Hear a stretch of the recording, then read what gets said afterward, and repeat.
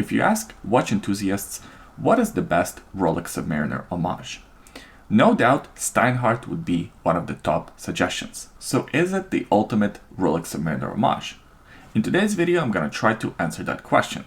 But first, here are a few key specs. The watch has a diameter of 39mm, it's 47mm from one lug to another, it has a lug opening of 20mm, and it's 14mm thick, including the domed crystal. The case and the bracelet are made out of stainless steel. The crystal is sapphire with AR coating. The water resistance rating is 300 meters. It's powered by Sellita SW200 automatic movement, and it has the price of $520 US. This Steinhart Ocean One submersible vintage red is a Gnomon? I've only seen this word written down. I've never actually said it out loud. I think it's Gnomon watches exclusive.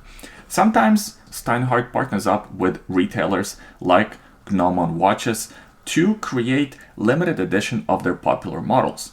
The only difference between this limited edition version of the watch and your standard Ocean One model that you can find on Steinhart website is that this model has a 39mm case versus a regular model has a 42mm case. I think this case works really well with the overall design of this watch. Here it is on my 7.5 inches wrist. It has a first female or hinged link, so it hugs the wrist really well. Even if you have a smaller wrist, this diver would still fit right at home. So I can confidently recommend this watch for people that prefer watches that were smaller or people that have smaller wrists, let's say around 6 inches. I think you will find the comfort of this watch pretty good, and the thickness doesn't really get in the way with the overall proportions of the watch. That was one of the things that I was afraid of when I saw 14mm case thickness. For some reason, it just works. The finishes execution on this watch are impressive. It's well above average for the watches in this price range. Satin finishes on the top of the lugs, alternated with high polish on the sides of the case. The same finishes pattern is mirrored on the bracelet. You have satin finish on the top of the links and on the underside of the links, and you can see high polish finish on the sides of these links. Overall, the watch quality feels very nice and solid in your hand. When you hold this watch, it feels good. If you bought multiple watches in this $500 price category, you know that the bracelet quality is hit or miss. I'm happy to say that the quality on this bracelet is a hit. It does have a bit of rattle, but it's not too bad. The quality of this bracelet is nowhere near what you would find in terms of quality on a new Rolex Submariner, but it doesn't have to be. I mean, this watch is a fraction of the price of a brand new sub.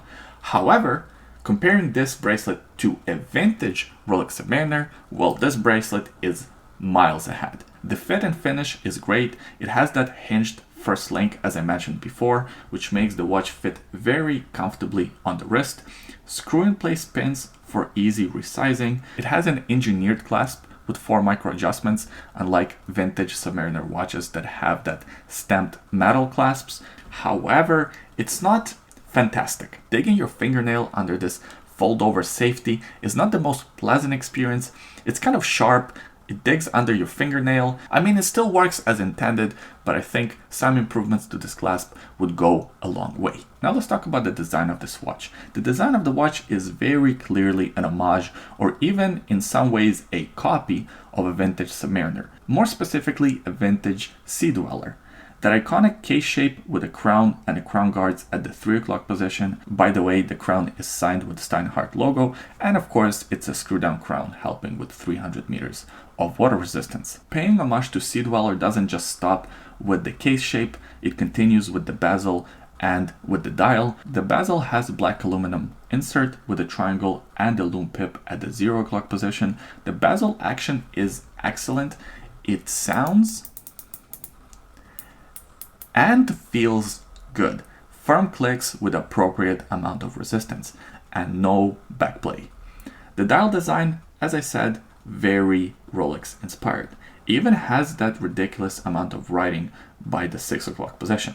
Rolex has 4 lines, while Steinhart decided that more is better, and they added 5 lines of text.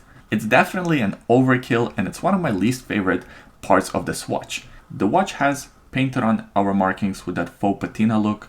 A faux patina look also on the set of hands. The lume is good. Here's a quick lume shot for your reference.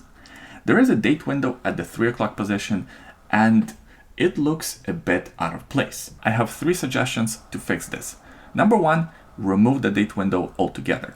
If you're gonna keep a date window, at least either match the background color of a date wheel to the faux patina of the color on the dial.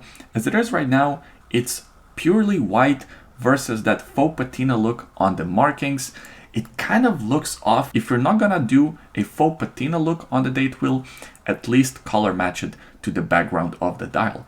Make it black and have white font on black date wheel. I think that would look much cleaner. One of the big reasons why this watch is such an attractive package is the movement.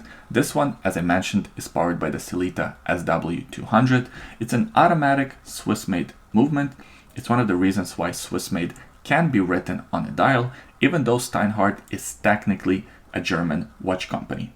Sellita is a great movement, and it's probably the best movement you can get for any watch in this price category. Coming back to the question that I asked at the beginning of this video, is this the ultimate Rolex Submariner homage?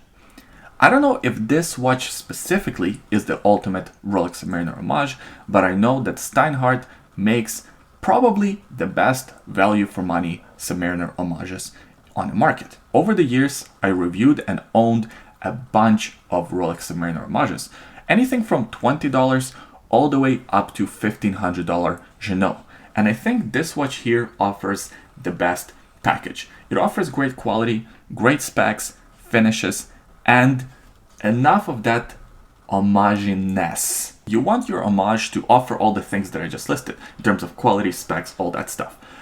But you don't want it to cost too much, because if it costs too much, it doesn't really make sense to buy an homage. You just buy an original design if it's $1,000 or more. So Steinhart very smartly is walking that fine line with great quality, great finishes, great specs, yet not too expensive, so you still are tempted to buy one of these watches, and that's why they're one of the best value for money watches on the market, in my opinion, but also the ultimate Rolex homage company. They have perfected the homage recipe. But what do you guys think? Is this the ultimate Rolex Submariner homage? Are there better Rolex Submariner or Rolex homage companies on the market? Leave your thoughts in the comment section below. Let me know. Also give this video a thumbs up if you enjoyed it. Subscribe to the YouTube channel. We release new videos every week. And I'll see you in the next one. Bye.